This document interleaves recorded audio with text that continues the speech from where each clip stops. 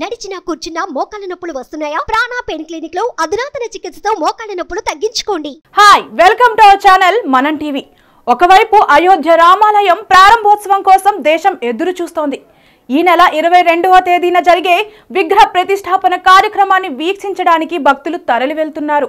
ఇదే సమయంలో విగ్రహ ప్రతిష్టాపన కార్యక్రమాన్ని నిలిపివేయాలంటూ అలహాబాద్ హైకోర్టులో ప్రజా ప్రయోజన వ్యాజ్యం దాఖలైంది. ఉత్తరప్రదేశ్లోని ఘజియాబాద్కు చెందిన భోలాదాస్ అనే వ్యక్తి ఈ పిటిషన్ను దాఖలు చేశారు. ప్రాణ ప్రతిష్ఠ కార్యక్రమానికి సంబంధించి శంకరాచార్య లేవనెత్తిన అభ్యంతరాలను పిటిషన్లో ప్రస్తావించారు. ప్రాణ ప్రతిష్ఠ కార్యక్రమం సనాతన సంప్రదాయానికి విరుద్ధమని పేర్కొన్నారు.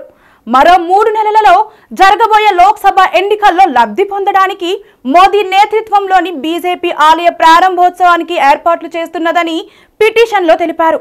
ఈ పిటిషన్ పై వెంటనే విచారణ జరపాలన్నారు. ఆలయం ఇంకా నిర్మాణ దశలోనే ఉందని తెలిపారు. అసంపూర్తిగా ఉన్న ఆలయంలో ఎలాంటి దేవతా విగ్రహాన్ని ప్రతిష్ఠించకూడదన్నారు. అలాగే ప్రస్తుతం పుష్కమాసం నడుస్తున్నదని, ఈ మాసంలో ఎలాంటి మతపరమైన కార్యక్రమాలు జరగవని కోర్టుకు నివేదించారు. పిటిషనర్ న్యాయవాది అనిల్ కుమార్ బింద్ మాట్లాడుతూ ప్రధాని నరేంద్ర మోదీ పాల్గొంటున్న కార్యక్రమాన్ని నిలిపివేయాలని పిల్ దాఖలు చేసినట్లు పేర్కొన్నారు.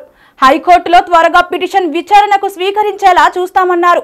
మరోవైపు జనవరి 22వ తేదీన భజన కీర్తనలు నిర్వహించాలని ఉత్తరప్రదేశ్ ప్రభుత్వ ప్రధాన కార్యదర్శి జారీ చేసిన ప్రభుత్వ ఉత్తర్వులను సవాలు చేస్తూ దాఖలైన పిల్ను విచారించేందుకు అలహాబాద్ హైకోర్టు నిరాకరించింది. ఈ ఏడాది ఉత్తరప్రదేశ్లోని అన్ని దేవాలయాల్లో భజన కీర్తనలు నిర్వహించాలని, రామచరితమానస్ పఠించాలని, అన్ని నగరాల్లో రథ కలశయాత్ర చేపట్టాలని ప్రభుత్వ ఉత్తర్వులు జారీ చేసింది.